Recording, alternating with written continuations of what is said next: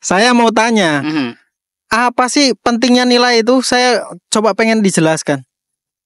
Ya, ini bukan pertanyaan nilai rapot ya. Nilai itu dalam kehidupan merupakan ajaran-ajaran atau postulat-postulat yang oleh seseorang dianggap penting, bahkan dipelihara untuk menjadi jalan hidup. Oleh karena itu, ada yang disebut dengan Marxisme.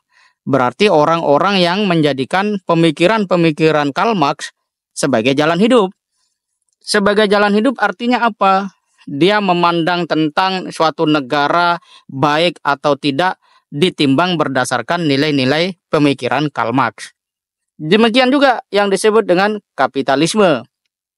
Berarti dia memandang untung rugi, sukses tidak, ya berhasil atau gagal, itu ukurannya adalah dia dapat kapital berapa, punya uang berapa. Nah, tampaknya sebagian besar orang hari ini, sadar atau tidak, banyak yang terjerembab pada nilai-nilai kapitalisme. Apa yang kemudian terjadi ketika kapitalisme itu menjadi satu jalan hidup seseorang? Dia akan lupa pada etika, dia bahkan akan menentang agama, bahkan dia lupa dirinya sebagai manusia. Itulah kemudian terjadi eksploitasi alam besar-besaran, kerusakan di mana-mana, masyarakat setempat mengalami derita karena sebuah banjir ataupun tanah longsor kayak gitu-gitu ya. Nah, itu akibat dari sebuah pemahaman atau menjadikan satu nilai sebagai jalan hidup. Termasuklah di situ hedonisme. Kenapa orang banyak terjebak oleh pinjaman online atau judi online? Itu karena dia sadar atau tidak juga terseret pada arus hedonisme.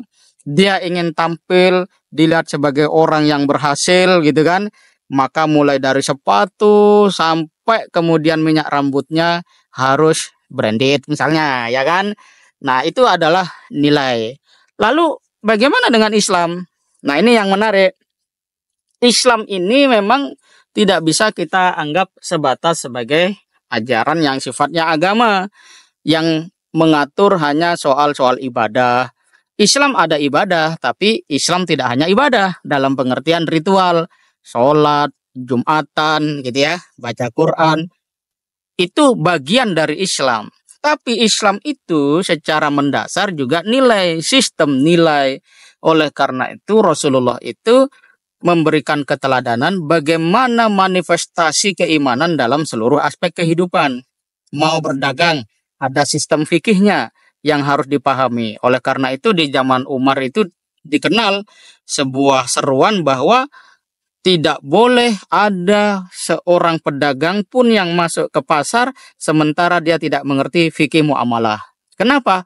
Karena jual beli dalam Islam bukan semata keuntungan sebagaimana kapitalisme, tetapi juga ada aspek halal haram yang memastikan maslahah dalam kehidupan setiap manusia. Sehingga transaksi yang ada tidak sebatas menguntungkan penjual dan pembeli, tapi juga mengundang barokah dari Allah Subhanahu wa taala. Itu kalau dalam konteks perdagangan. Dalam konteks relasi laki-laki dan wanita, Islam memberikan jalan apa? Pernikahan.